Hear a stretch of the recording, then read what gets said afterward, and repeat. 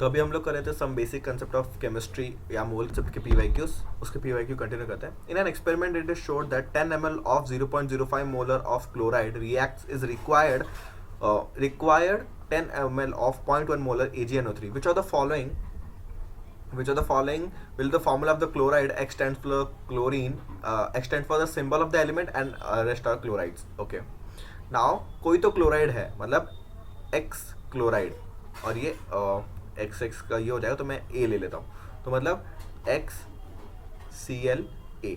हमें यही ढूंढना है कि ये डायटोमिक ट्राइटोमिक क्या है. तो हमें क्या बोला है कि 10 ml ऑफ 10 ml इंटू 0.05 करेंगे तो इसको मिली मोल्स मिल जाएंगे क्योंकि ml में है. तो अगर मैं इसको करूँ ये तो 0.5 मोल्स हो जाएगा, 0.5 मिली मोल्स हो जाएंगे ये, 0.5 मिली मोल्स ऑफ Cl. और AgNO3 के कितने मोल्स है? AgNO3 का है 10 into 0.1 would give 1 millimole, 1 millimole. तो यहाँ पे क्या दिख रहा है? 0.5 का डबल है क्या? तो मतलब इसने क्या बोला है कि एक क्लोराइड है जिसका इतना ml completely reacts with this much. तो ऐसा कौन सा क्लोराइड रहेगा? मतलब देखो, अगर 0.5 मिलीमोल्स के लिए 0.5 millimoles of chloride is 1 millimole के साथ रिएक्ट कर रहा है. तो ऐसा कितना क्लोराइड होना चाहिए? 2 क्लोराइड होगा तभी तो रिएक्ट करेगा कंप्लीटली, क्योंकि इसके 2 और इसके 2 मिलके AgCl बनाएंगे. ओके, तो 2 होना चाहिए, तो इट शुड बी 2, तो XCl2 होना चाहिए आपका. ओके, तो option number C would be the correct answer. This much molecule of urea are present in 100 ml of solution. The concentration of the solution is. देखो कंसंट्रेशन क्या होता है? Concentration मतलब नॉर्मली हम लोग मोलैरिटी में बात करते हैं. Normally concentration is related in molarity unless and until it is mentioned in other terms. Molarity को हम लोग M से, molarity का फॉर्मूला क्या है? Molarity is nothing but number of moles upon volume in liter. Okay, number of moles क्या हो जाएगा? देखो हमें मॉलिक्यूल्स दिया है तो हम लोग मॉलिक्यूल्स लिख सकते हैं 6.02 into 10⁻20 upon number Na Avogadro's number 10⁻23 upon volume is given in 100 ml by divide by 1000, क्योंकि हमें mls में दिया है तो हमें लीटर में लाना पड़ेगा. तो यहाँ पे क्या हो जाएगा? यहाँ पे this is cancelled by this, तो 10⁻20 अपॉन 10⁻23, यहाँ पे 100 और यहाँ पे 1000. तो ये 2 0 से ये 2 0 कैंसिल, ये हो गया 21, 10⁻21 by 10⁻23, तो ये जाएगा 1/100. तो 0.01 would be the molarity. तो option number A would be the correct answer. Okay, what is the OH in the final solution prepared by mixing 20 ml of this much 0.05 molar HCl with 30 ml of this much barium hydroxide? What is the OH of final solution? Okay, मतलब कितने hydroxide ion बचेंगे? तो 20 ml of 0.05 molars अगर हम लोग करें तो हो जाएगा 0.5, 1 0 कैंसिल, तो होगा 5 2 सा हो जाएगा 1 millimole of HCl. 30 ml of इसके 2 OH बनेंगे क्या? ओके, देखते हैं. 30 ml ऑफ 0.1 कितना हो जाएगा? ये से गया 3 मिलीमोल्स हो जाएंगे.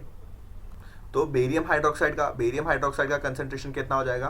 पूरे बेरियम हाइड्रोक्साइड का हो जाएगा 3 मिलीमोल. उसमें से 2 मिलीमोल्स, देखो अगर बेरियम हाइड्रोक्साइड डिकम्पोज होगा यहाँ पे तो 2 OH माइनस निकलेगा. तो अगर इसका 3 है तो इसका 2 into 3 मिलीमोल्स हो जाएंगे, तो इसका हो जाएगा 6 मिलीमोल्स. अभी एक H प्लस, मतलब अगर HCl का कंसंट्रेशन 1 मिलीमोल है तो Cl का भी H का भी कंसंट्रेशन 1 मिलीमोल होगा, क्योंकि ये मोनोप्रोटिक एसिड है. ओके, तो ये 1 मिलीमोल है, तो इसके साथ रिएक्ट करेगा तो कितना मिलीमोल बचना चाहिए? ये एक के साथ ही रिएक्ट करेगा, एक H और एक OH रिएक्ट करेंगे, तो इसका 1 मिलीमोल विल रिएक्ट विद इसका 1 मिलीमोल. तो कितने बचे? 5 मिलीमोल्स ऑफ H प्लस. तो हमें OH माइनस, H प्लस तो खत्म हो गया ना. तो हमें क्या पूछा है? ये सिंबल क्या है? ब्रैकेट में दिया है, this is known as a concentration. Concentration किसका पूछा है? आपका OH माइनस का कंसंट्रेशन पूछा है. तो कंसंट्रेशन क्या होता है? अभी मोलारिटी में दिया है, तो हो गया मोल्स कितने हो जाएंगे? 5 into 10⁻³ हो गया मोल, अपॉन आपका वॉल्यूम कितना दिया है? वॉल्यूम कितना होगा? देखो 20 ml 30 ml. फाइनली जो प्रिपेयर हो जाएगा आपका, फाइनली आपका जो ये होगा, तो finally volume would be added 20 + 30, it will be 50 ml. तो 1/10 हो जाएगा, तो ये हो जाएगा 10⁻⁴. तो 10⁻⁴ आपका हो जाएगा क्या?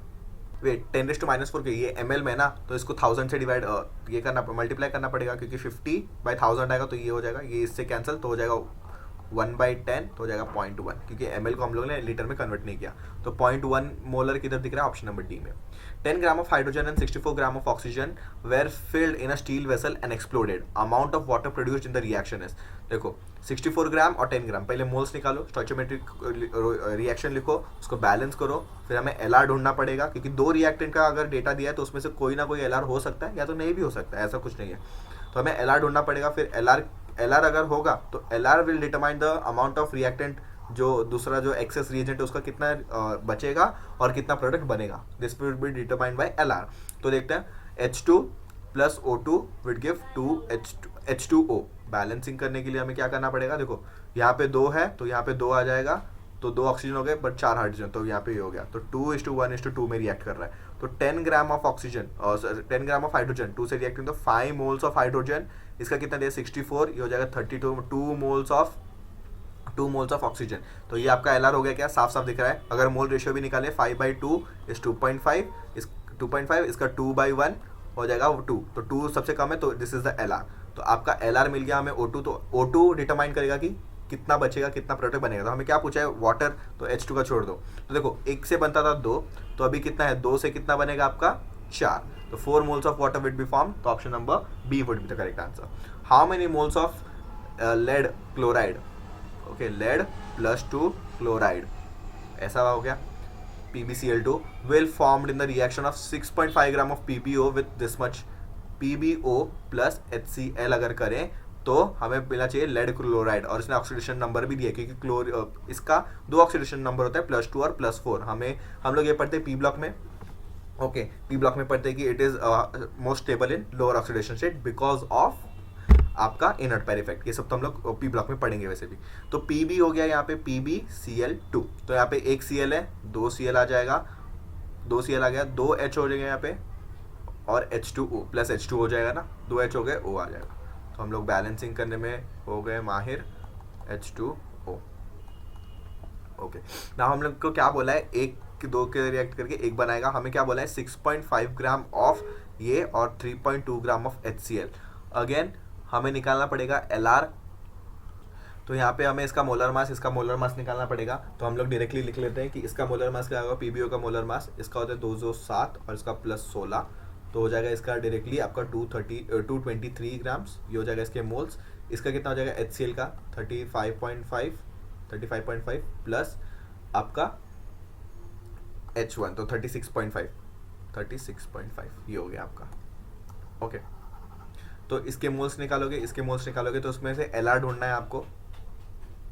तो यहाँ पे आपको डायरेक्टली दिख रहा है डिनोमिनेटर इसका ज़्यादा है, अगर मैं इसको 2 से मल्टीप्लाई भी कर दूँ, अगर मोल रेशियो निकालना है, देखो हम लोग मोल रेशियो निकाल के ही ये बोल सकते हैं कि कौन एलआर है कौन नहीं।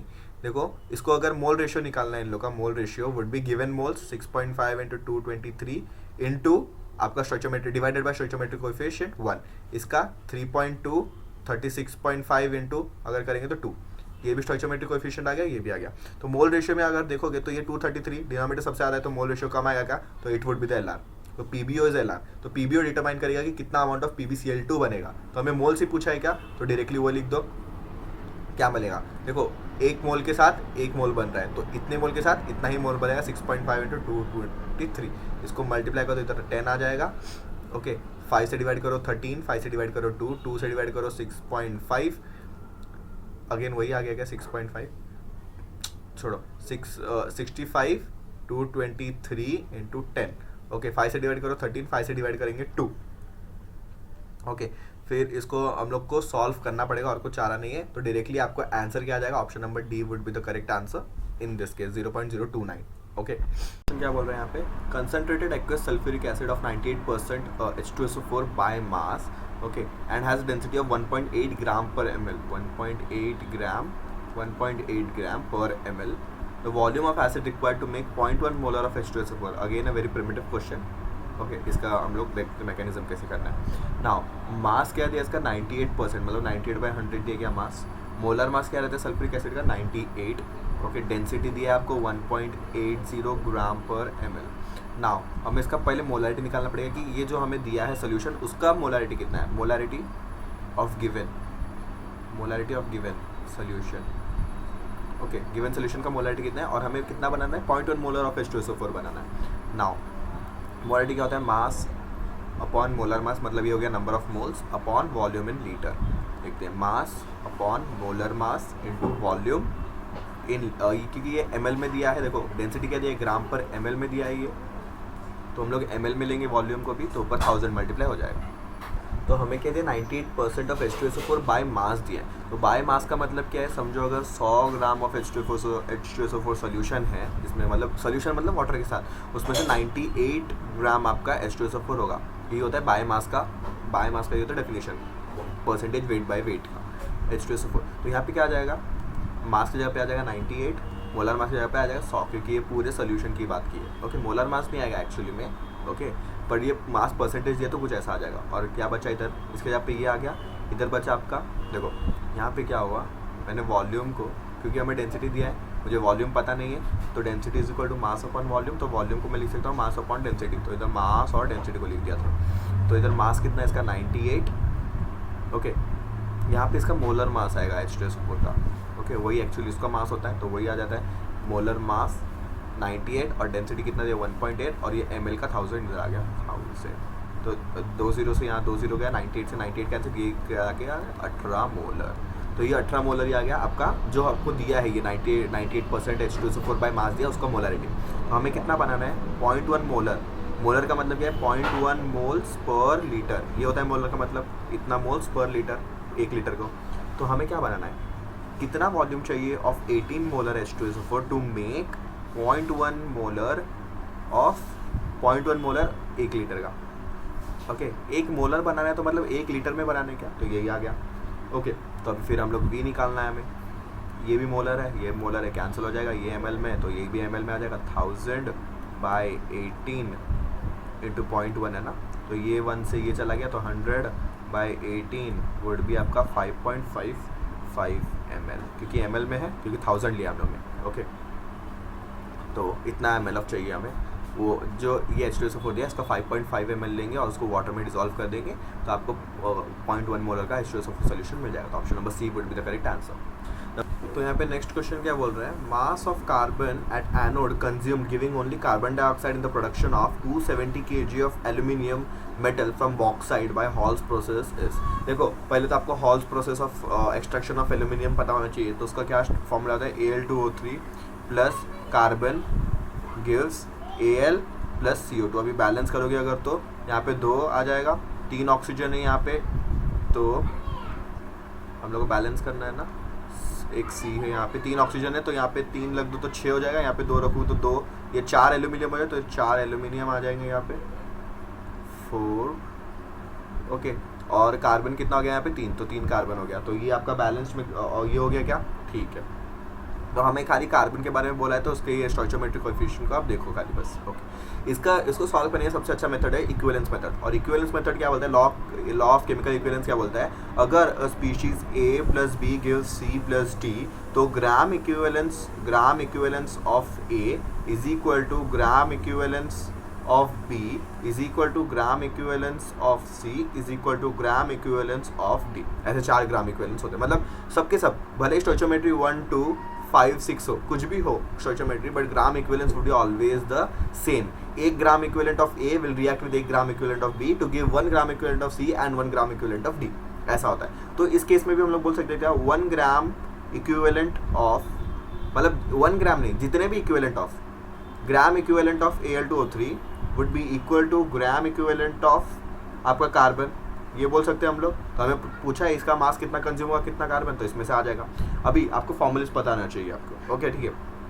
Now number of gram equivalent मतलब number of equivalent of Al2O3, इसका फॉर्मूला क्या रहता है, mass upon equivalent mass, okay, mass upon equivalent mass, okay. अभी इक्विवेलेंट मास ऑफ Al ये निकालो पहले, इक्विवेलेंट मास ऑफ Al, क्योंकि इसमें ये जो रेड्यूस हो रहा है वो तो Al ही बनेगा ना, तो इसका इक्विवेलेंट मास कितना होगा, देखो equivalent mass is mass upon molar mass या एक्चुअल मास लिख दो, अपॉन उसका वैलेंसी या n फैक्टर। तो वैलेंस ये क्या दिया, atomic mass molar mass 27, valency कितना है 3, क्योंकि Al प्लस 3 है हमें वो पता है, तो इसका आ जाएगा इक्विवेलेंट मास 9। तो इसमें क्या आ जाएगा, मास कितना दिया हमें 270 kg और इक्विवेलेंट मास कितना है 9, ये हो जाएगा आपका 30, तो ये हो गया 30 into 10⁻³ gram equivalent of Al2O3। तो इतना ही ग्राम इक्विवेलेंट इसका भी होगा क्या कार्बन का? यस। तो 30 into 10⁻³ gram equivalent of carbon is equal to, अब इसका कैसे आएगा, number of equivalent of carbon है ना, ये इक्विवेलेंट ऑफ कार्बन है, इज इक्वल टू ये क्या है आपका मास ऑफ कार्बन, जो हमें ढूंढना है, mass of carbon upon equivalent mass of carbon. Okay, तो मास ऑफ कार्बन क्या हो जाएगा, मास of carbon would be 30 into 10⁻³ into equivalent mass. Equivalent mass इधर ये जाके मल्टीप्लाई हो जाएगा ना, ये इस साइड जाके मल्टीप्लाई हो गया। इक्विवेलेंट मास का फॉर्मूला लिख दो, molar mass upon valency.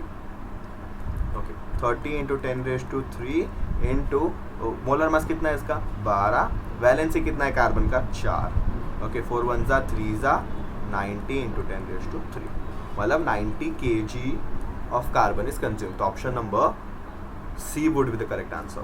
In Haber's process, 30 liter of dihydrogen and 30 liter of dinitrogen were taken for reaction, which yielded 50% of expected product.